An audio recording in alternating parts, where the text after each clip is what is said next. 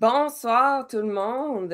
Bonsoir, bienvenue à l'unique podcast ce soir. Je suis seule. Exceptionnellement, je suis seule ce soir pour animer parce que ma co-animatrice Manon, malheureusement, a eu un engagement de dernière minute qu'elle ne pouvait malheureusement pas éviter. Donc, d'un commun accord, étant donné que c'était vraiment, vraiment dernière minute, on s'est dit, bon, ben c'est correct, quand je vais le faire tout ça parce que c'est quand même un sujet important. Puis, je voulais pas le reporter. Ce soir, je pense que c'est important qu'on ait cette discussion-là aujourd'hui pour justement que les gens puissent assimiler tout ça, prendre cette information-là, puis après ça, hein, vous pourrez faire ce que vous voulez avec ça. Mais par contre, je vais préciser une information vraiment importante concernant le podcast de ce soir.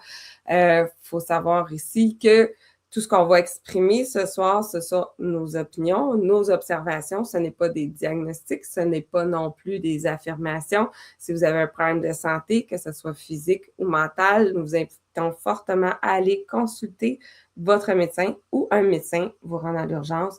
De faire le 811, c'est pour autre chose, mais ne pas substituer ce podcast ou les informations qu'on va donner ce soir à un avis médical. Donc, je le dis une fois ici, vous pouvez revenir au début du podcast si vous avez besoin de réécouter, mais c'est vraiment important. Il faut faire preuve de discernement quand on parle de ce type de sujet-là. Le sujet, c'est quoi justement ce soir? Mais on va parler d'auto-guérison. Donc, est-ce que mythe, réalité, pensée magique? C'est tout ça qu'on va regarder ce soir avec une invitée bien spéciale qui en a long à vous raconter sur le sujet. Je vais vous faire un petit peu son pedigree. Donc, très tôt, Marie-Danielle a été plongée dans une dynamique d'emprise psychologique et dans une expérience profonde de besoins affectifs et relationnels non rejoints. Être vue, entendue, reconnue, comprise et accueillie telle qu'elle était. De cette traversée est né un intérêt fondamental pour la communication, la relation humaine et la compréhension des mécanismes psychiques et relationnels. Son parcours l'a conduite vers l'intervention psychosociale, la médiation, la communication non violente. Lorsqu'elle a traversé une arthrite rhumatoïde chronique considérée comme incurable et particulièrement souffrante, dont elle est finalement guérie, elle a alors plongé avec intensité dans l'univers de l'auto-guérison et du décodage biologique, avec le sentiment d'avoir découvert une compréhension essentielle qui manquait à la médecine conventionnelle. Elle y a côtoyé des expériences de guérison remarquables, parfois miraculeuses. Débordante d'enthousiasme, elle s'est engagée entièrement dans cette voie et a porté ce message avec une conviction si forte qu'elle a glissé vers une parole dogmatique, ce qui n'est pas sans conséquence. Puis est venue la confrontation avec une réalité plus complexe, celle des limites et des échecs. Des personnes profondément investies dans leur guérison, et ce durant de nombreuses années, ne guérissaient pas malgré tous leurs efforts. Cette expérience a marqué un tournant important dans sa réflexion. Aujourd'hui, son intention n'est plus de promouvoir des certitudes autour de l'auto-guérison, mais d'ouvrir un espace de dialogue et de discernement autour de ces questions. Elle s'intéresse autant aux ressources extraordinaires de l'être humain, du lien corps-esprit, car lorsqu'elle devient une injonction à une promesse absolue, l'idée d'auto-guérison peut aussi engendrer de la culpabilité, de l'emprise psychologique ou des blessures supplémentaires. Il me fait donc plaisir d'accueillir aujourd'hui Marie-Danielle Balthazar. Ben, bonjour. Bonjour, Marie-Danielle. Comment vas-tu? Ça va bien, t'as tout dit. J'ai tout dit. Franchement, j'écoutais ça, là, puis j'ai dit, bon, hein, on va repasser point par point. Là, Hey, on va aller dans le détail plus en profondeur. Puis comme je disais au début, hein, c'est important, ça ne substitue pas un avis médical parce qu'on va avoir des opinions. On va émettre des informations d'expérience probablement connues, vues, et on va partager ça avec vous. Donc, il faut vraiment faire preuve de discernement et de ne pas prendre tout au premier degré. Hein, c'est vraiment important là, dans la discussion qu'on va avoir aujourd'hui sur l'auto-guérison. Dis-moi, as-tu profité, avant d'embarquer dans le vif du sujet, as-tu profité un peu du beau soleil que Mère Nature nous a apporté aujourd'hui? Écoute, je t'ai pas compté ça avant qu'on rentre en onde, mais j'ai vécu un stress ici aussi dans mon camping et dans ma roulotte. Il y a eu 2 roulottes qui ont pris en feu, là. Puis Oh! ça a été intense, là. Ben, non, hein? C'est une drôle de journée, finalement. Oui, c'est ça, parce que c'est ça, toi aussi, hein, on arrive toutes les deux un peu fatiguées. Oui, sachez qu'on a été ébranlées chacune de notre côté de différentes façons. Donc, on va s'auto-guérir ensemble ce soir à travers nos discussions. On va faire de notre mieux. On va faire de notre mieux. Exactement. On va s'apporter une bonne énergie, en fait, tout le monde ensemble. D'ailleurs, j'en profite, hein, je le dis tout le temps au début, n'hésitez pas à nous écrire, nous faire un petit bonjour dans les commentaires, de nous dire de où vous nous écoutez. Et si vous avez des questions, vous pouvez toujours les écrire en commentaire. On va essayer d'y répondre à la fin. Mais on veut savoir ce que vous en pensez. Partagez, n'hésitez pas. C'est vraiment important d'avoir votre opinion aussi sur la question. On va commencer avec ma chère Marie-Danielle. Qui es-tu? D'où vient cette chère Marie-Danielle? Si tu veux nous dire d'abord, ça part de qui? Mais d'abord, je confirme que c'est mon expérience de vie que je partage. Donc, c'est comme mes réflexions, puis mes remises en question très personnelles, puis que j'ai commencé depuis 1 an d'en parler autour de moi, puis de plus en plus, on est un petit groupe, puis on réfléchit à ça. Puis je trouve qu'on n'entend pas beaucoup parler de ça sur les réseaux sociaux. Fait que j'ai dit peut-être que ça peut commencer à ouvrir sur ça. Puis c'est la première fois que j'en parle comme ça en public. Fait que c'est quand même un petit défi pour moi. Là. Je me suis mis mes petits cartons. Là. C'est parfait. Ça, je voulais dire ça en premier. Oui. Alors, moi, je viens de papa et de maman, comme tout le monde. Mais bon, avec déjà des blessures assez importantes que mon père était vraiment il est décédé, mon père, un narcissique pathologique solide. OK? Puis donc, ça implique que ça a créé une fonction psychique, des mécanismes de défense qui sont assez connus. Hein? C'est le besoin d'être vu, reconnu, compris, entendu, le sens de ma place. Parce que tout ce que j'étais n'existait pas à ses yeux. Il fallait vraiment que je réponde à tout ce que lui voulait que je sois. Fait que c'est toute une longue reconstruction. Maintenant, j'ai bientôt 66 ans, puis c'est encore un work in progress. C'est un work in progress, comme on dit. Hein? C'est ça la vie aussi. Ouais. Puis ma mère, elle, était complètement soumise et pas là, absente, totalement absente là-dedans. Fait que ça a créé un sentiment profond, on va dire, abandon des parents qui sont pas là pour qui je suis, puis qu'est-ce que j'ai, moi, dans ma particularité à offrir dans le monde, ça n'existait pas. OK. J'ai beaucoup critiqué beaucoup plus mon père, comme quoi il était très sévère, autoritaire. Bon, fait que ça, c'est mon enfance qui a préparé tout ce que j'ai vécu. Ouais. C'est ça. Ensuite, j'ai fait le métier de technicien de laboratoire.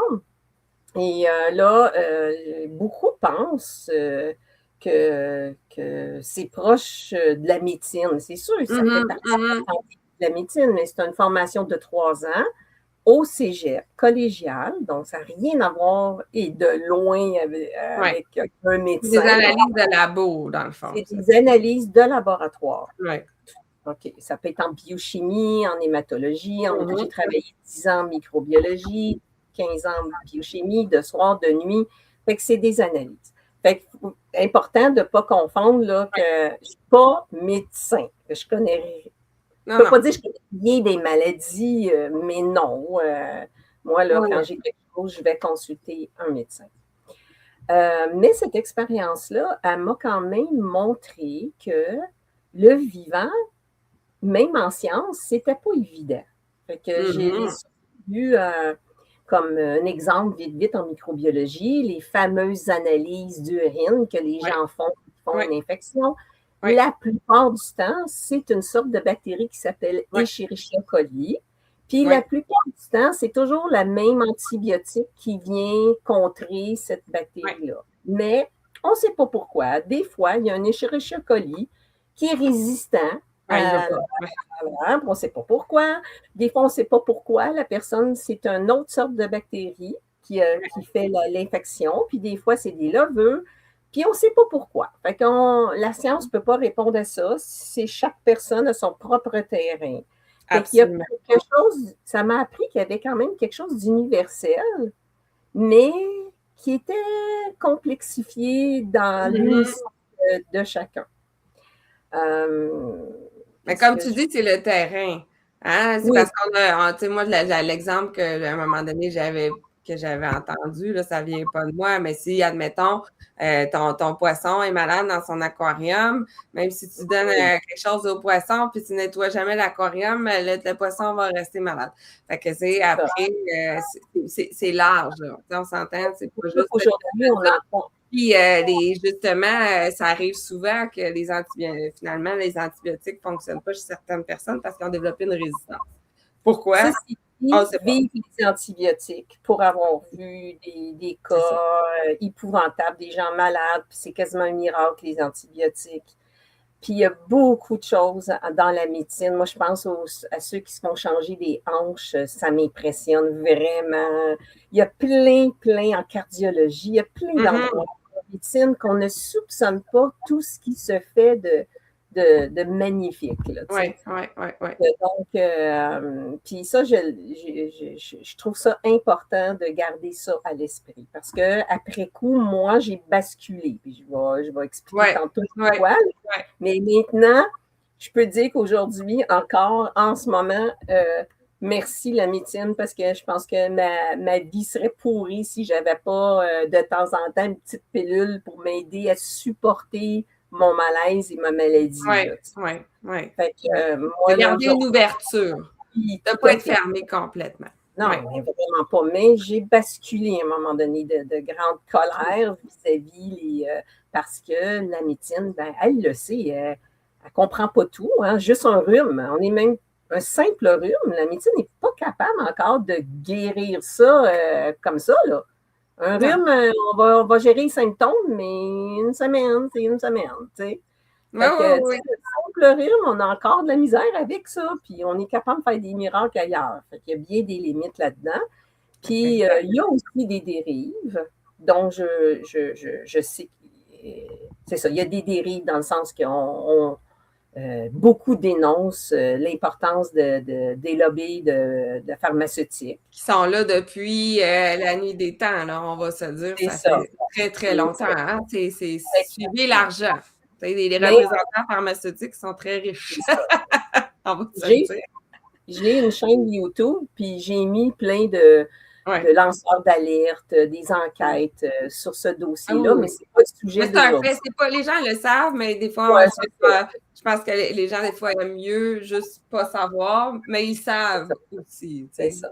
Ouais. Fait que c'est ça, en gros, j'ai eu, vite, j'ai eu trois garçons, puis deux avec deux conjoints, donc le premier... une première relation, puis j'ai eu 2 garçons, puis j'ai vécu la famille monoparentale, 4 ans, puis j'ai rencontré quelqu'un encore, que je suis encore avec lui. On a eu un garçon ensemble, puis lui, il était arrivé avec 3 garçons. Donc, on a eu il y a beaucoup de garçons! Bon. Fait que je retourne un petit peu en arrière. À l'entour de 30 ans, et à partir de 27, 28 ans, je commence à avoir des douleurs, puis ça s'intensifie, je vais voir le médecin, et là, je fais tout, la physiothérapie, tout ce que le médecin, j'ai passé par tout ce que le médecin me demandait de faire. C'était des douleurs où, excuse-moi? J'avais des douleurs surtout à la colonne vertébrale dans mon cou. Vraiment dans le dos, toute la colonne. 4 endroits. Donc, j'avais le cou, j'avais le milieu du dos qui avait des impacts sur les bras. J'avais le milieu du dos, le D8, D9, puis j'avais un peu proche du L12, là, proche du sacrum. Là. J'avais 4 points là, importants. Puis, qui étaient douloureux. Oui. Quand je fais juste me rattacher à ça, là, puis j'ai encore l'émotion. Tu le ressens encore. C'est tellement dur. OK. L'arthrite rhumatoïde, là, je ne souhaite pas ça à personne, mais tout ce qui est douleur musculaire, c'est dur. Chronique, là. chronique, c'est ça. Ouais. Jusqu'au jour que le médecin me dit, mais madame, je ne peux plus rien faire pour vous. Vous n'en mourrez pas. Vous allez vivre jusqu'à 80 quelques années avec ça, mais vous allez apprendre à vivre avec votre souffrance. Moi, quand je me suis dit ça, là, je venais de prendre un mur, je venais de prendre la limite de la médecine. Ça, c'est arrivé à quel âge? À peu près 30 ans. OK? Ça a commencé jeune, hein? Ben oui, je suis jeune, là. Puis là, ça m'handicape, là, beaucoup, là. Eh, mon Dieu, oui. J'ai une perte d'autonomie, j'ai 2 enfants, ça a été très dur. OK. Fait que ce soir-là, j'ai prié, hein, je voulais mourir, mais j'ai 2 enfants, fait que non, mais je voulais mourir.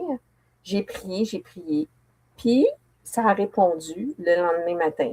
Un collègue de travail qui me parle de sophrologie.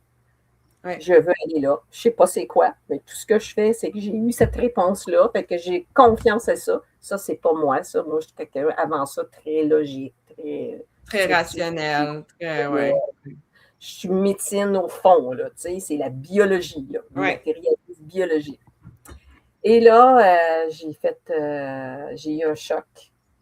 J'ai pour la première fois contacté qu'il y avait d'autres dimensions de l'être. Hein. Il y avait des émotions, il y avait des peurs qui agissaient sur notre biologie, on avait des croyances, les rêves, les symboliques, les synchronicités. Là, cette dame-là m'a ouvert un monde complètement.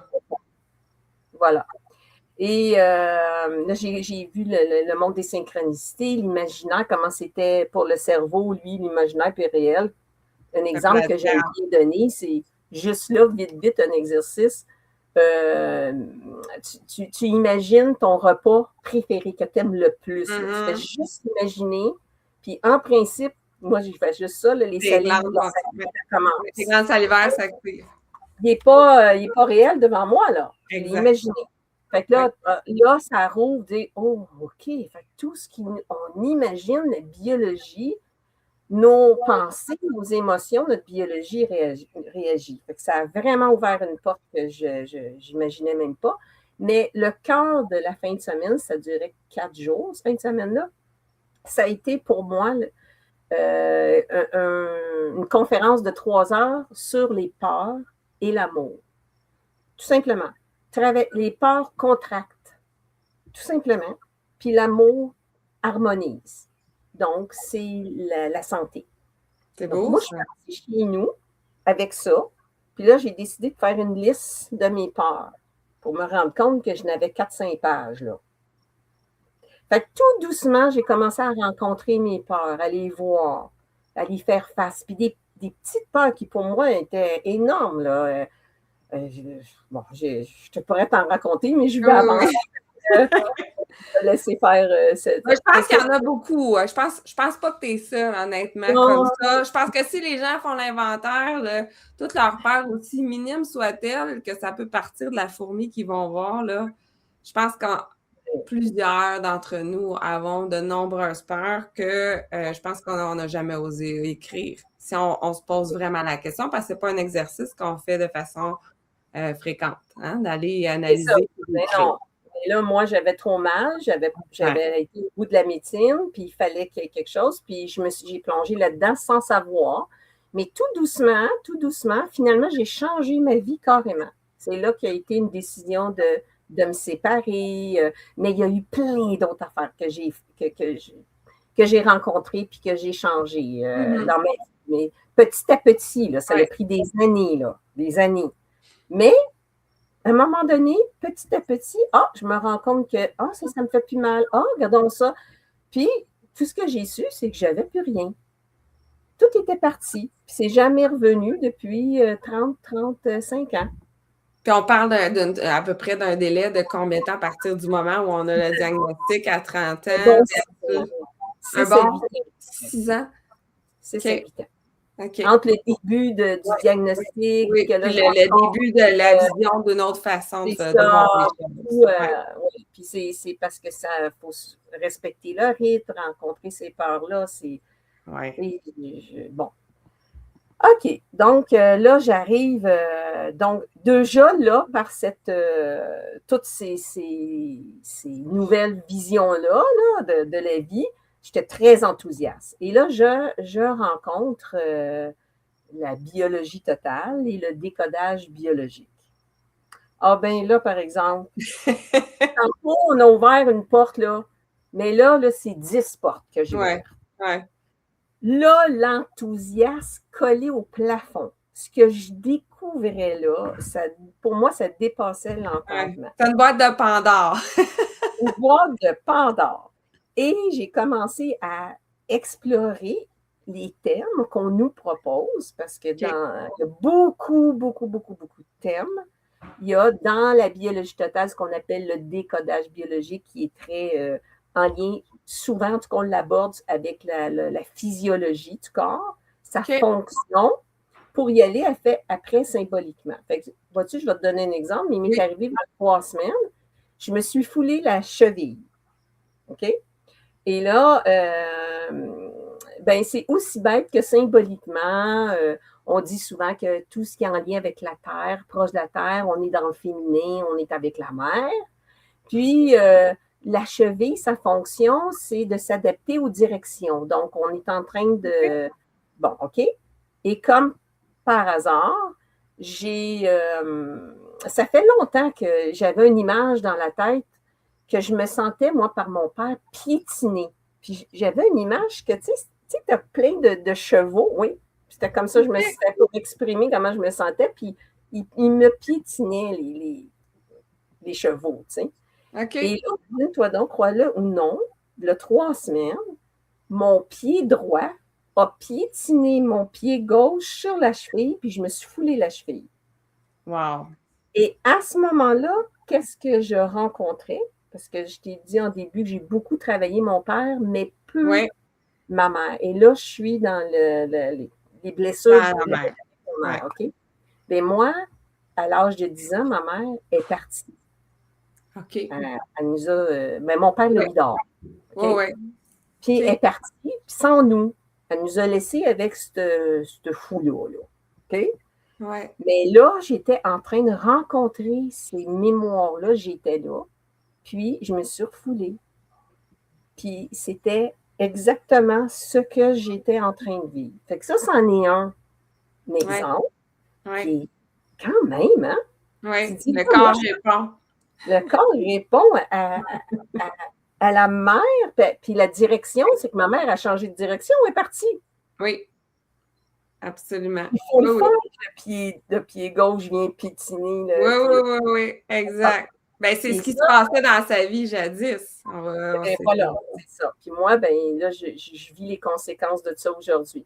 Et en parlant de ça, on parle d'actes manqués. Puis un qui est très, très, très fort dans ce domaine-là, c'est Jean-Pierre Thomas Labotte. OK?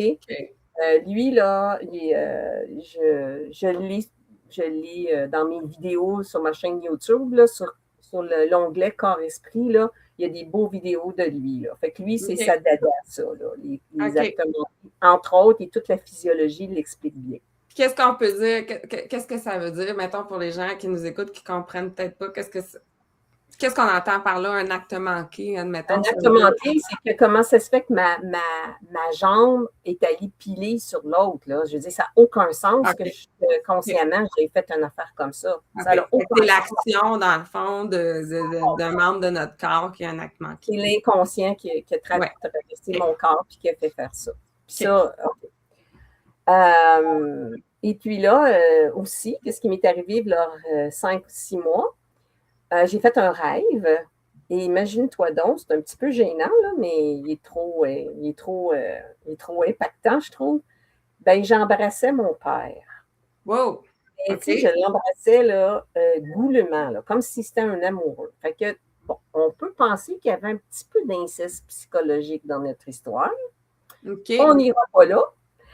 Non, c'est pas le sujet de la soirée. Non, mais ce que je veux dire, c'est quand je me suis réveillée le matin avec de l'eczéma sur les lèvres. OK. J'ai été 1 mois avec de l'eczéma sur les lèvres suite à ce rêve-là. Fait que c'est un exemple. Il y a une réaction automatique. Le corps réagit automatiquement à ce que le psychologique a envoyé finalement à l'inconscient. Pour l'approche du décodage biologique, c'est une phase de réparation. on n'ira pas tout voir la théorie qui est en arrière de ça. Mais encore une fois, je me suis dit, regarde, il y a quelque chose Ou de d'explorer. ça, oui, absolument. Absolument. Et là, la personne que tu nommais un peu plus tôt, cette personne-là est en mesure de donner des informations, probablement aux gens qui nous regardent, s'ils veulent en apprendre davantage sur le décodage biologique. Rappelle-moi son nom. Lui, c'est Jean-Pierre Thomas Lamotte. Okay. Mais il y a aussi Dr. Chloé Allard sur YouTube. Okay. Très bon. Ça s'appelle Décodage biologique. Dr. Chloé Allard, c'est des petites vidéos de 3-4 minutes sur toutes sortes de maladies. Ils vont pouvoir aller, les gens vont pouvoir aller s'informer, s'instruire justement sur tout ça. Comme je te dis, sur ma chaîne YouTube, là, à Corps Esprit, ils vont trouver ces références-là. Puis il y en a beaucoup que je nomme pas, là, mais ils sont là. OK. Fait que tu ouvres à ça, décodage biologique arrive dans ta vie. Donc là, je t'ai expliqué le côté physiologique, puis bon, mais il y a le transgénérationnel. C'est ça, le transgénérationnel. Et là, ça, c'est intéressant. C'est complètement fou. Et là, j'ai appris, moi, j'avais un problème. Ah non, ça, c'est l'autre que je vais te conter. Quand j'étais dans le transgénérationnel, puis j'étudiais ça, à un moment donné, j'ai une collègue de travail, elle me raconte qu'elle avait sa petite fille qui s'était mise à être violente du jour au lendemain à l'âge de 5 ans. Puis c'était tellement problématique qu'il voulait l'enlever, il voulait la retirer de la famille. Fait qu'elle me parle de ça, puis là, elle m'entendait. Moi, là, j'étais fatigante. Moi, dans cette période-là, je vais commencer à le dire, mais moi, je suis dans un enthousiasme débordante. J'ai trouvé, pas moins que rien, le chaînon manquant de la médecine, là, moi. Là, je viens de trouver. Là, dans un autre extrême, là. Ah là, complètement. Puis là, écoute, c'est comme ça pendant des années parce que je vois plein de guérisons, je vois plein de cas dans ma vie, dans ceux des autres. Je suis complètement omnibulée par toutes ces croyances, pas ces croyances-là, mais ces résultats. Non, mais ces façons de faire là qui sont différentes de ce qu'on connaît, connaît habituellement. Donc, pour revenir à cette fille-là, elle dit « J'aimerais ça te voir ». Fait qu'elle arrive quelques jours après chez moi avec son mari. J'y ai juste posé la question « Qu'est-ce que toi, tu aurais vécu, toi, à 5 ans? » Elle s'intériorise, elle se met à pleurer, elle raconte son histoire, son mari ne savait pas, il apprend ça. Là, il y a un beau câlin qui se passe entre les deux, mais là, qu'est-ce que je fais avec ma fille? Puis moi, je donne le conseil qu'on m'avait donné en cours, en formation. Je lui dis, écoute, quand ta petite fera dodo, ben parle-lui à son inconscient, puis dis-lui que ça ne t'appartient pas, puis que ça t'appartient, puis que maman va s'occuper de son problème, elle l'a compris, puis tout ça. Et du jour au lendemain, elle retourne à l'école, puis elle a retrouvé sa petite fille. OK?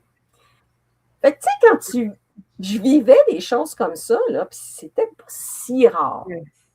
Hein? Ah oui, puis c'est extraordinaire quand ça arrive, surtout quand tu as plein de preuves autour, puis que tu en vois beaucoup. Puis le transgénérationnel, on n'y pense pas souvent, mais c'est qu'on traîne ça dans notre ADN et on le transmet à nos enfants. C'est pas quelque chose non plus qui est enseigné. Non, mais non. Mais les gens, Pardon? Il y a des études scientifiques aujourd'hui de vraiment. Oui, parce que ça fait partie de nos gènes, c'est notre génétique. Il y a l'épigénétique, même il y a des tests sur des souris qui ont découvert. Mais là ça commence dans la science à démontrer ça. Fait que là, il y a eu le transgénérationnel. Mais il y a eu aussi l'empreinte de naissance, le projet-sens qui disait. Ben là, j'ai eu une formation de 2 jours avec une experte dans l'empreinte de naissance qui s'appelle Angela Hoffman.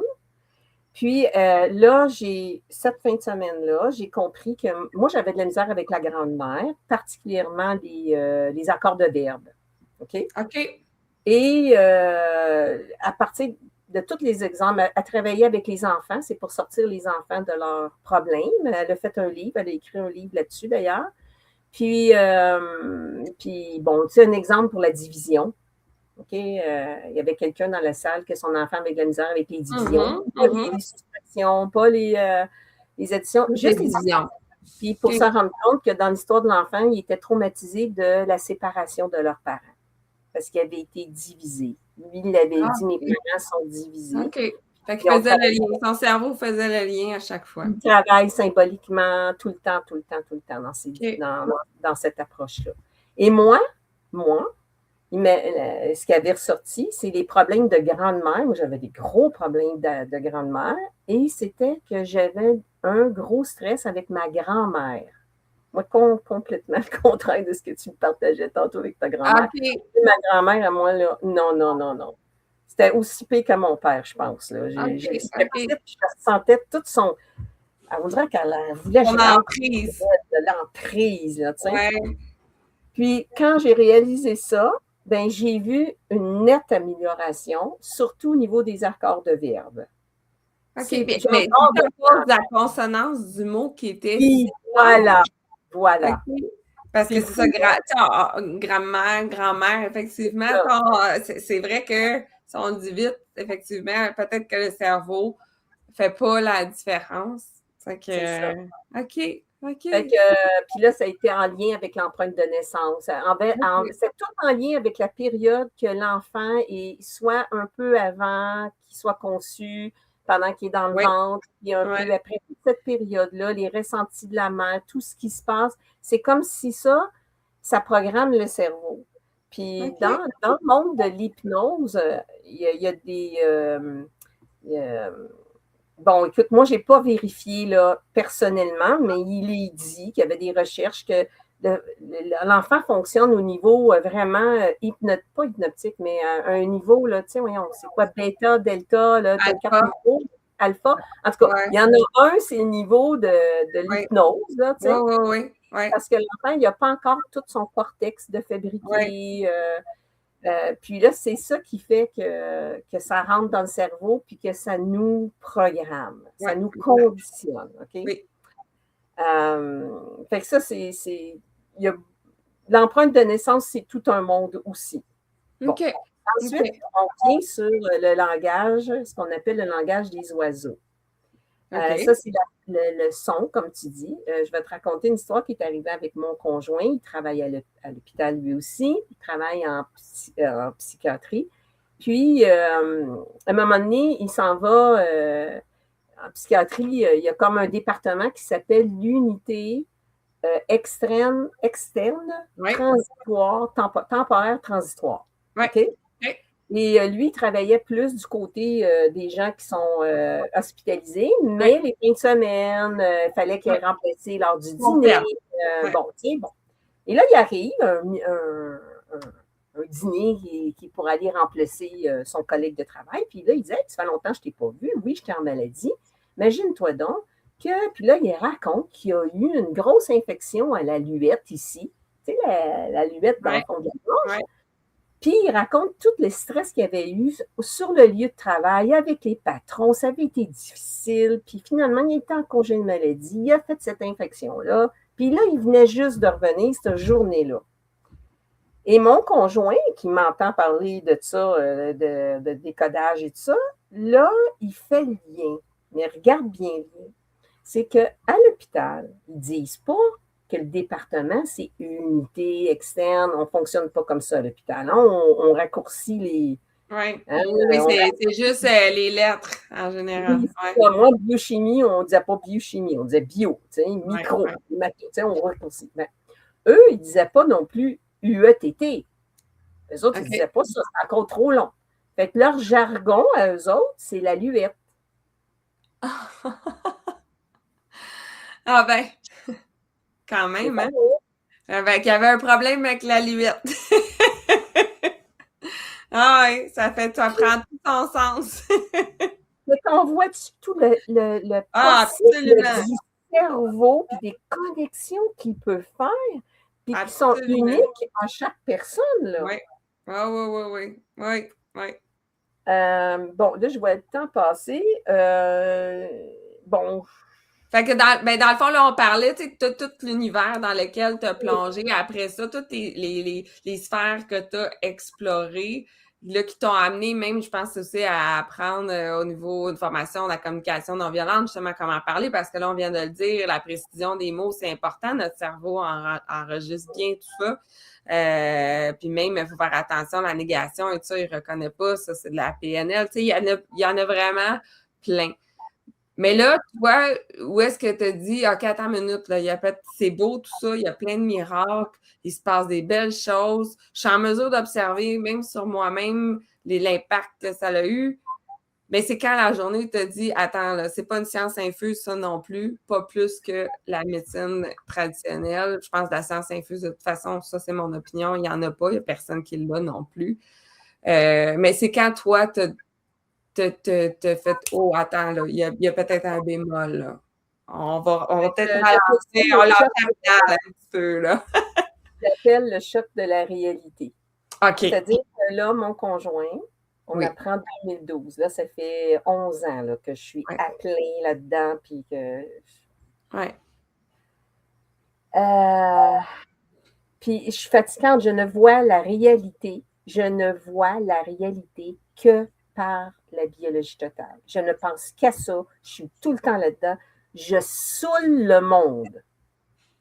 Fait que tu peux t'imaginer qu'il y a du monde qui ont. Hein, parce qu'il y a quelqu'un qui ça ne l'intéresse pas, ça ne l'intéresse pas. Puis moi, je veux les convaincre. Puis moi, je suis sauveuse, là, parce que j'ai besoin d'être reconnue, j'ai besoin d'être vue, j'ai besoin de trouver une place. J'ai trouvé une place, j'ai trouvé la chose pour aider les mondes. Je suis dans mon sauveur, au fond. Ouais. Mais là, le choc de la réalité arrive. Mon conjoint diagnostique lymphome non hodgkinien à large cellule, stade 4, généralisé. Oh, qu'est-ce que ça veut dire exactement? C'est un lymphome, il y en a partout, partout, partout. Puis le radiologue, quand il a vu, il y en avait tellement partout qu'il a dit 6 mois. Oh, bon Dieu! Face à la mort. OK, ça, c'est un gros choc. Là, c'est un choc. Et le choc, c'est que là, Madame Miss, elle sait quoi faire, elle. Oui. Je t'écoute, puis je me vois aussi, hein, des fois. Ah, mais lui, là, moi, je veux pas qu'il fasse ta chimio. C'est dangereux. Ben non, travaille sur tes émotions et tes histoires, puis tu vas guérir. Il n'y en a pas de problème. Fais que je te le dis. Ouais. Mais lui, non. Il veut la chimio. C'est confrontant, ça. Extrêmement confrontant. Ouais. Finalement, j'ai été obligée de me tasser puis de faire face à ce que ça me faisait vivre, moi, de lui, ses affaires, puis d'accepter un possible décès, puis que c'était sa vie puis ses choix. C'est ça qui est plus dur. C'est ça qui est plus dur. Ça, Fait que cette maladie, c'est la même chose que Guy Corneau qui a eu. Oui. Cette maladie-là. Puis, ils ont un parcours, je vais dire, semblable. C'est-à-dire que les deux ont fait un peu le même processus. Pas les mêmes outils, mais c'est le même processus. Ils ont fait la chimio, la radio. Il y a eu beaucoup de cortisone. Tu sais, il a tout fait ça. Mais il a aussi fait des actes symboliques à un moment donné. Dans son histoire à lui, il y a une grand-mère qui ont eu un miracle dans leur famille. Là. Qui s'appelle à Saint-Jean. C'est à Saint-Jean-sur-Richelieu aussi. Là, là il me parle. J'ai pas. Bon, anyway. Fait que lui, il a décidé d'aller à Montréal, là,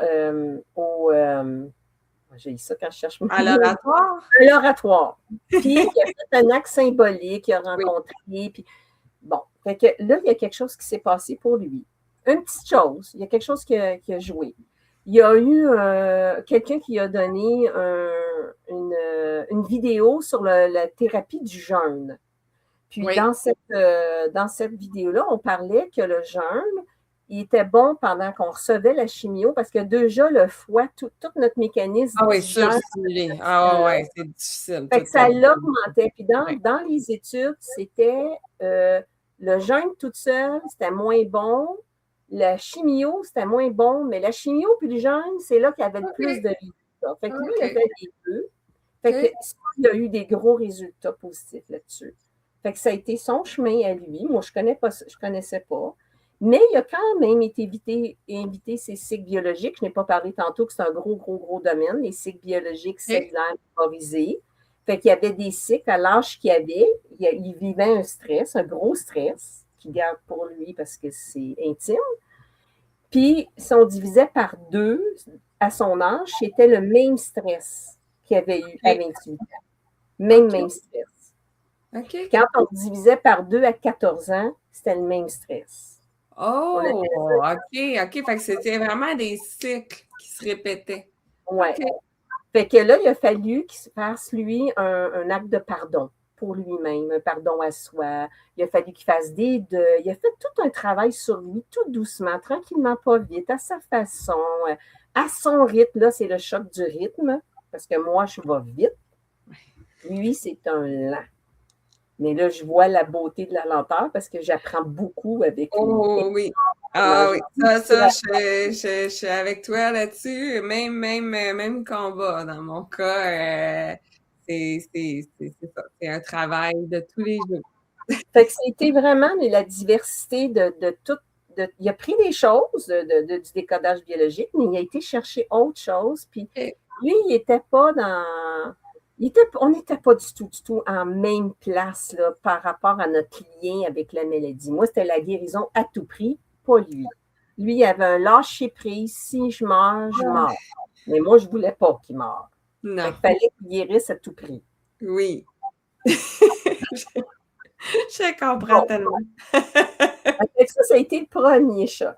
Okay? Ensuite, effectivement, là, j'ai eu des amis, cinq personnes aussi férues que moi, sont tous décédés malgré des années de travail avec seulement ou à peu près seulement le décodage. Ça m'a donné un choc. Je me suis dit, ah ouais, hein? Il y a des limites, là. Il y a quelque chose que je ne comprends pas, là, moi. Ouais. Fait que là, j'ai commencé à m'intéresser. Puis là, j'ai commencé à voir, j'ai rencontré un ami qui enseigne le décodage, puis il m'a raconté que dans un cours avec le Dr Sabat, celui qui a créé la biologie totale, il avait en cours guéri sa myopie. Sa myopie a duré 3 mois, puis après, il a retrouvé sa myopie, puis il n'a jamais été capable de reprendre sa guérison. Jamais. Il dit, j'ai travaillé dessus comme un fou pendant 5 ans. Il dit, je me suis tannée, je suis allée me faire opérer. Il dit, je vais-tu me passer d'une opération simple, puis je vais faire d'autres choses de ma vie. Exactement. Ça, exactement. La beauté de la médecine, qui commençait à réentrer, des limites qu'on ne sait pas pourquoi, lui, il ne sait pas pourquoi, qu'il a rechuté, il a guéri, il a rechuté. Là, il s'est pourri la vie pendant 5 ans. Exactement. Parce que la problématique souvent avec toutes ces sphères-là qui sont toutes magnifiques, puis tu sais, c'est ça aussi notre sujet aujourd'hui, l'auto-guérison. Puis je le disais en début d'émission, c'est de se responsabiliser. Sauf qu'il y a un moment donné où on se responsabilise tellement qu'on développe de la culpabilité de ne pas y arriver. Et c'est une pression supplémentaire et c'est là que le lâcher-prise devient important parce que ça devient obsessionnel. À un moment donné, on ne peut pas tout contrôler parce que c'est une forme de contrôle. Totalement. J'ai contrôlé ma santé, m'a contrôlé tout. Laisse ton corps aller un peu. Mais c'est très difficile parce que quand tu embarques le temps, tu sais que ça existe, tu sais que c'est possible. Oui, ça arrive, tu sais. Fait que là, tu dis, ben moi aussi, je vais le faire. Puis là, ça devient obsessionnel. Et il est là le danger où des fois, l'équilibre, il est perdu. Puis à un moment donné, il faut lâcher prise, puis justement aller dire, ben regarde, comme la personne dont tu me parles, ben là, je vais aller me faire opérer. Ben, je vais me concentrer sur les choses qui m'apportent du bonheur un peu aussi. Tout à fait. Parce que c'est ça, la vie, là. C'est pas juste de se concentrer sur la maladie tout le temps, là.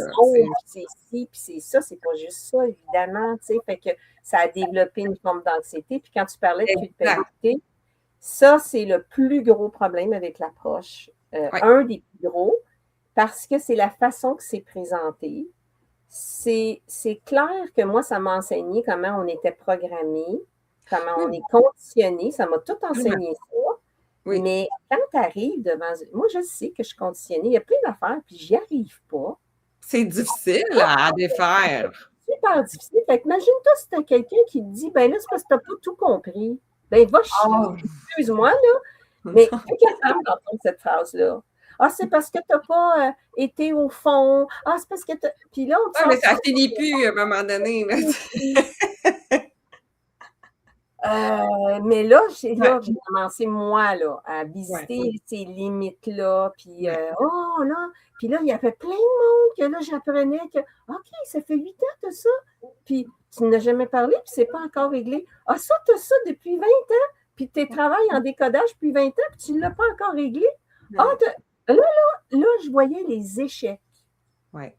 Que je ne voyais pas les 10 premières années, je ne voyais pas les échecs. Fait que là, il y a eu, pour ma part, j'aime bien discerner tout mon comportement, on va dire, dogmatique, qui a nuit vraiment, qui a beaucoup nuit à mes relations. Là, j'ai une émotion parce que ça a nuit à ma relation avec mes enfants aussi. Mm. Parce qu'au moment, surtout le deuxième, au moment où j'étais dans cette période-là, lui dans sa période d'adolescence, dans le fond, j'ai fait exactement comme mon père. D'une autre façon. D'une autre façon. Je ne l'écoutais pas. J'étais pas à lui. Qu'est-ce qu'il avait besoin? Lui, il souffrait. Mais là, moi, j'étais dans une façon de guérir. Tu sais? Fait qu'aujourd'hui, c'est sûr qu'aujourd'hui, ça a été un autre choc de la réalité. Là, 4 ans, il me l'a dit, t'es pareil comme ton père. Ah, ça fait mal. Ah, ça m'a fait mal. Tout sauf mon père. Tout sauf mon père. Ah oui. Ça fait mal, ça. Un gros pardon. Je suis même encore là-dedans. Là, j'ai un beau... je suis en train de faire une belle démarche présentement avec Olivier Claire. Là, le pardon à soi, là, c'est des cercles de pardon. Parce que, bon, j'ai pas pu faire autrement au moment où j'ai vécu tout ça. C'était mon chemin de vie. Mais ça a eu des grosses conséquences. Oui. Parce que, tu sais, il existe aujourd'hui, et là, j'ai commencé à regarder ailleurs. Puis là, j'ai découvert plein de belles habits. Non, c'est génial. EFT, j'ai un ami qui fait de l'EFT qui est très, très fort là-dessus, tu sais, François Picard. Ça marche. J'ai une amie, elle adore ça. EMDR. Il y a plein d'approches. Il y en a plein. Oh, absolument. Puis ils ne conviennent pas à tout le monde. Hein? C'est de choisir la sienne aussi. Là, exactement. Puis là, je ne t'ai pas parlé du placebo. Ah, ben là, oui. Placebo, puis le nocebo. Il faut faire très attention parce que moi, je l'ai nocebo aussi. Ça, s'il y a un documentaire à aller voir dans ma liste de lecture, là, dans Corps Esprit, c'est l'effet placebo. Là. Ça, là, ça jette à terre. Hein? Même la pire là, qui est la plus spectaculaire, c'est une opération au genou. On fait à croire à un certain autre groupe de personnes qu'elle a eu vraiment une opération au genou, mais elle ne l'a pas eu. Comparé à ceux qui ont eu l'opération au genou, puis ont eu les mêmes résultats. C'est fou, hein? Alors, le cerveau est très fort. Puis c'est probablement avec ceux qui ont découvert que quelqu'un qui va voir le médecin, on est tellement, excuse-moi, pour travailler aussi, pour beaucoup m'intéresser à la communication non violente, on ne s'écoute pas. Hein? Il n'y a pas beaucoup d'écoute dans la communauté. On pense qu'on s'écoute, mais on ne s'écoute pas vraiment. Puis il y a beaucoup de gens qui sont seuls avec leur souffrance. Fait qu'il s'agit qu'il aille voir un médecin juste pour se raconter, il fait un acte, le médecin, mais tout ça ensemble fait que la personne a guéri. Mais il y a tellement de variables.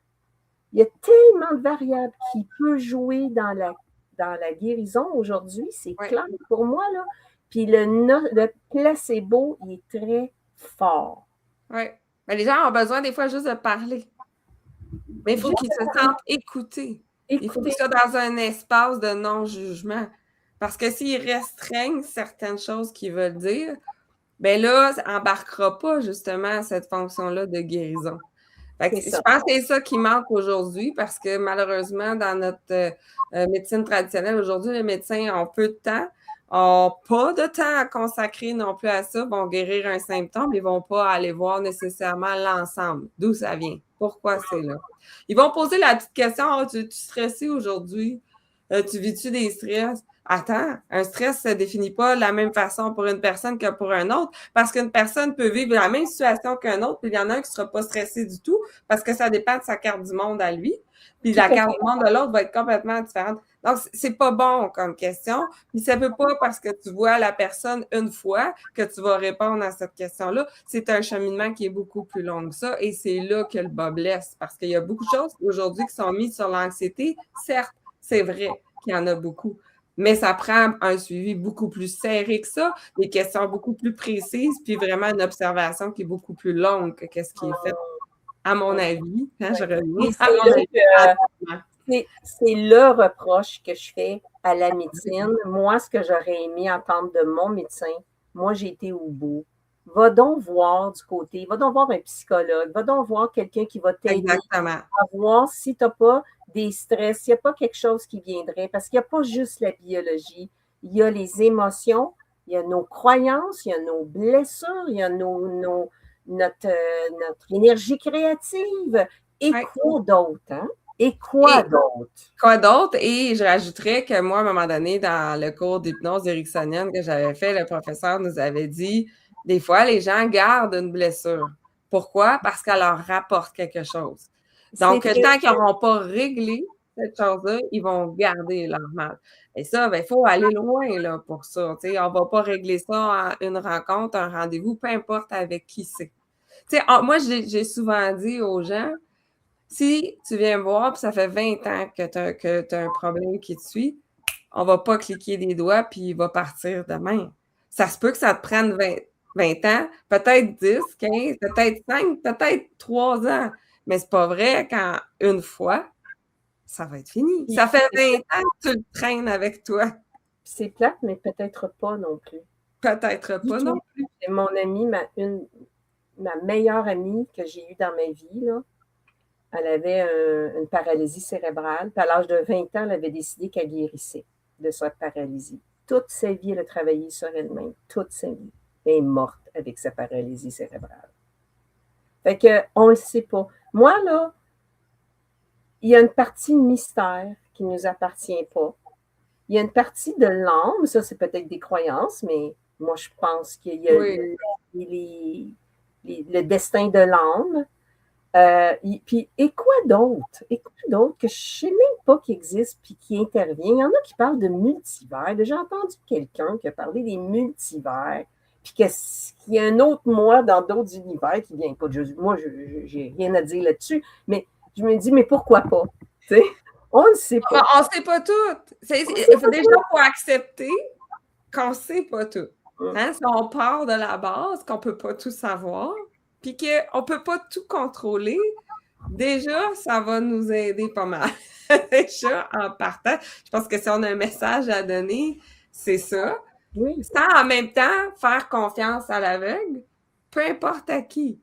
Peu importe qui vous allez aller consulter, gardez toujours l'esprit critique. Essayez toujours de vous écouter. Moi, ça me parle je trouve, moi, ce que j'observe dans les médecines alternatives, médecine douce, malheureusement, je détecte beaucoup de charlatanistes aussi. Charlatanisme, oui. Que j'ai de la misère avec le mot. Écoute, plein d'affaires. Je suis d'accord. Je vais vérifier, là. Puis là, je dis, ben voyons donc, on va vérifier telle affaire. Tu vois bien, là, que ça, c'est un arnaque, cette affaire-là, là, tu sais. Fait que, bon, ça, c'est un autre dossier, mais c'est juste pour dire qu'il y a des dérives de ce côté-là, de tout ce que je vous parler. Il y a beaucoup de dérives, puis il y en a en biologie totale, dont ceux qui s'autoproclament conseillers ou thérapeutes en biologie totale, mais ils n'ont aucun fondement sur aucun cours. Ils ne sont pas ostéopathes, parce que les ostéopathes ont intégré le décodage dans leur pratique, mais ils ont des bases, ils ont été à l'université, ils ont été... ou d'autres cours. Des bases mécaniques. Mais là, quand tu t'autoprogrammes, mais tu fais des dégâts, là. Je veux dire, ces personnes... Puis là, moi, je l'ai fait, ça, là. Je vais dire, là, mais bon. Non, on ne peut pas guérir. En fait, il n'y a personne, je pense, qui peut s'autoproclamer guérisseur. Première. Accompagnateur, ça va. Je vais t'accompagner dans ce que tu as besoin, mais de dire je vais te guérir. Non, ça, non. Ben oui, il y a ça. Mais en plus, de dire que tu t'autoprogrammes accompagnateur dans un domaine que tu as suivi 3 fins de semaine, puis que tu n'as probablement pas compris la moitié, puis que là, tu as vu et là, tu viens, là, le sauveur part, puis, mais ça, là, il y a... OK? Oui. Ben, c'est Puis, parce que c'est vulgarisé beaucoup hein, sur beaucoup de réseaux sociaux. Puis c'est pas tout le monde qui a la même vivacité d'aller chercher plus d'informations, de s'instruire, de continuer à essayer de comprendre. C'est des traits de personnalité en général. Fait que c'est pas tout le monde non plus qui va c'est ça. faire ça. Fait que Tu sais, moi, je pense que la chose la plus importante, c'est de savoir est-ce que tu te sens en confiance. S'il y a un doute avec la personne que tu rencontres, hum, déjà là, pose une question. Si tu n'as pas de hum. doute, probablement que le lien est là et il y a lieu d'être et tu auras probablement quelque chose à apprendre de cette Quel que soit relation-là. le résultat, il y a quelque Exactement. chose, même si c'est un échec, même si C'est tu t'es ça. fait, entre guillemets, avoir, mais tu as appris, Tu puis vas là, avoir on appris. apprend Exact. à discerner, à faire du discernement. Mais tu vois, là, dans ma période dogmatique, à un moment donné, je me suis retrouvée dans un groupe où là, je racontais comme le diabète à mon père, puis en tout cas, c'était une longue histoire. Ouais. Il y en a une, elle m'écoute, puis elle dit « Ah, je vais avoir une rencontre avec toi. » Oui, oui, une rencontre avec moi. Et là, une chance, 24 heures après, elle m'écrit « Je vais avoir une rencontre avec toi. » Et j'ai décidé d'arrêter mon insuline. Je dis « Non, non, non, non, Ah non, non, c'est non, ça. tu Tu veux n'arrêtes pas pas cette ton insuline, tu vas responsabilité. mourir. Ben Tu oui. vas mourir. » Et là, j'ai compris qu'est-ce qu'un de mes amis, il me dit, c'est tellement important de dire aux gens d'aller voir leur médecin, de suivre les recommandations. Il Ouais. faut que ce travail-là, de travail sur soi, de connaissance, de nos programmes, ça se fasse petit à petit, qu'on soit accompagné par la médecine, puis qu'à mesure que notre corps se rééquilibre et Mhm. reprend avec le médecin, d'en parler avec le médecin pour lâcher ce qu'il y a à lâcher.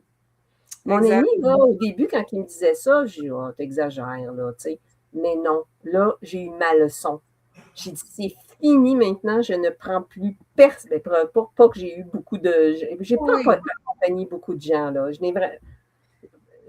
Heureusement, parce que j'étais pas dans un bon espace là, pour faire ça, là. Mais bon, mais Mais il faut garder la collaboration avec le avec le médecin. Puis médecin. ça, on en parlait un peu plus tôt. Ça commence tranquillement à faire son bout de chemin au Québec pour qu'il y ait plus une santé intégrative, en fait, qu'on puisse accompagner autant la médecine alternative que la médecine allopathique. Moi, je pense que ça serait le meilleur des deux mondes s'il y avait une ouverture de chaque côté. Puis honnêtement, je souhaite vraiment ça pour notre Québec parce que ça aiderait. Faut pas oublier que l'objectif, c'est quand même d'aider les gens. Ça vient Oui. toujours d'une bonne intention. Puis si on est plus qu'une personne à avoir une bonne intention, tu sais, pour accompagner certaines personnes, mais ça peut pas faire de tort. Ça se peut pas. On peut pas. Fait que, tu sais, pourquoi pas travailler ensemble, tu sais, tout le monde ensemble, finalement, pour un mieux-être commun. C'est C'est ça, ça, au final. exactement. Oui. Et c'est cette posture-là qu'à force de Ouais. recevoir des claques en pleine face, des claques en pleine face, avec aussi l'aide de la communication non violente, puis il y a quelque chose que je t'ai vraiment pas nommé tantôt, mais qui dans ma vie prend beaucoup de place depuis quelques années parce que j'ai découvert ça aussi avec la biologie totale. Ça va paraître bizarre, là, mais ceux qui l'enseignent parlent de tarot aussi Ouais. parce qu'il y a beaucoup de symbolique dans le tarot. Puis le tarot, c'est quelque chose d'universel au niveau des principes de conscience. Chacune des Mhm. deux cartes, ben, tu sais, comme la carte de la mort, ben, c'est la carte des deuils. Donc, on a tout à faire des deuils dans la vie, entre autres, la carte du lâcher-prise avec le pendu. Fait que, tu sais, c'est tous des processus de conscience. Puis c'est un bel outil de connaissance sur soi et un côté spirituel. Puis là, moi, c'est vraiment là-dedans maintenant que je Que tu te travaille. diriges. Ouais. C'est je renie pas le reste, mais j'ai été vraiment très interpellée par le tarot. Puis j'ai commencé à faire des petits tirages rapides à 3 cartes au Café Vanut à Saint-Jean. Là j'ai arrêté pour l'été, là. Fait que ça, j'aime bien faire Ah, ça. ben c'est bien, Pour, ça. pour en revenir avec Oui, le même courriel qu'on a reçu, oui. tous les deux, c'est qu'effectivement, il y a 48 000 professionnels qui ont déposé au gouvernement. Là, je ne sais pas trop les détails, je ne sais pas si tu t'en Oui, souviens, mais non, mais non plus, ouais. l'idée, c'est on veut ouvrir les médecines de toutes les médecines alternatives pour intégrer, pour donner le plus de chance aux gens. Puis ici, il peut y avoir une structure pour aller vraiment aller cibler les vraies personnes qui font du n'importe quoi, puis d'autres qui font vraiment un bon travail, qu'il y ait quelque chose là-dessus. Là, une vraie collaboration. Une vraie Oui, absolument. Puis, écoute, je vois le temps filer. On est déjà rendu à 1 heure. Si tu avais un dernier message à passer aux auditeurs, aux gens qui nous écoutent aujourd'hui, qu'est-ce que tu aurais envie de leur dire par rapport à l'auto-guérison? Ou s'ils vivent une situation actuellement où ils sont un peu perdus à travers tout ça?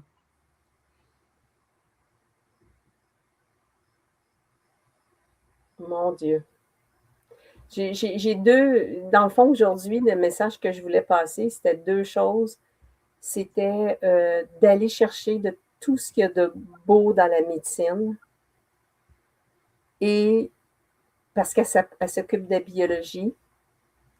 Et d'aller chercher tout ce qu'il y a de beau aussi dans les nouvelles compréhensions du corps avec les émotions, avec nos croyances, avec puis ça, il y a tellement maintenant de médecins qui travaillent avec ces approches-là. J'en ai mis beaucoup aussi sur ma chaîne YouTube. C'est vraiment faire les deux ensemble et suivre les synchronicités parce que tu as dit un mot tantôt, on a notre propre carte intérieure. Absolument. Suivre ce qui nous résonne, ce qui nous parle. Absolument. Oui. Faire son pendule intérieur, c'est important. Ça, là, parce que tu vois, moi, là, je prône l'IFT, j'ai vu les études scientifiques, c'est incroyable. J'ai un ami qui fait que ça, puis pourtant, c'est pas un outil que j'utilise. Sais-tu pourquoi? Parce que, tu sais, c'est comme du tapping. Hein? Oui. Moi, je fais juste ça, là, puis il y a une mémoire qui s'enclenche. OK. Elle est plus agressante que d'autres choses. Fait que moi, je ne peux pas utiliser cet outil-là. Exact. Donc, c'est pour ça qu'il y en des mémoires qu'ils ont été attaqués avec un couteau ou un pointu. Les autres, l'acupuncture, ils n'iront jamais là. Exact. Et pourtant, c'est extraordinaire. Les erreurs médicales, ceux qui ont eu des morts à cause d'une erreur médicale, parce qu'il y en a souvent, ben eux, ils boudent la médecine, puis ils s'en vont de l'autre côté complètement. Non, mais c'est ça. Il ne faut pas mettre tout le monde dans le même panier. Je pense que c'est ça le message aujourd'hui qu'on veut passer, c'est de s'écouter, écouter son corps, ne pas être fermé à aucune approche, essayer de justement excusez, j'ai juste le terme anglais, mais de melter tout ça, parce que l'important, c'est votre bien-être. Puis après, je pense que d'un côté ou de l'autre, c'est ce que tout le monde veut. C'est d'aller chercher de l'aide. C'est ça, exactement. Est-ce que ça me fait du bien? Parce que, tu sais, on a parlé de culpabilité, mais dans les accompagnements, moi, mon intention, c'est que la personne, si après qu'elle m'ait parlé, j'ai le goût qu'elle soit un petit peu plus en paix ou qu'elle a un petit peu plus d'espace dans sa vie, qu'elle sent qu'il y a quelque chose qui s'est épanoui un petit peu au moins dans son être. Non pas l'inverse. Exact. Créer un stress de plus, puis non, c'est ça, une charge supplémentaire. Là. Non, absolument. Mais écoute, je te remercie infiniment pour tous ces beaux conseils, tous ces beaux exemples. Je te souhaite le meilleur, une belle fin de journée malgré comment elle s'est passée aujourd'hui. Puis merci aux gens qui nous ont écoutés. J'espère que vous avez retenu quelques petites brides d'informations intéressantes ou avez appris des nouvelles approches peut-être que vous ne connaissiez pas. Donc, je vous invite à aller voir le site YouTube de Marie-Danielle qui s'appelle Corps-Esprit sur YouTube. C'est à mon nom, Marie-Danielle Balthazar. Marie-Danielle Balthazar. Puis là, il y a plusieurs domaines. Puis, je t'enverrai aussi parce que malheureusement, j'avais un petit carton là, avec plein d'autres limites qu'on n'a pas explorées, qui sont super importantes, mais qu'on pourrait... Oui, bien, écoute, je t'invite si tu veux. On pourrait les mettre sous la vidéo. Fait que ça va suivre à ce moment-là sur Facebook. Donc, n'hésite pas. Fait que si les gens veulent consulter, ils pourront y aller en tout temps. Fait que un grand merci. Merci à tout le monde. Une excellente fin de soirée à tous.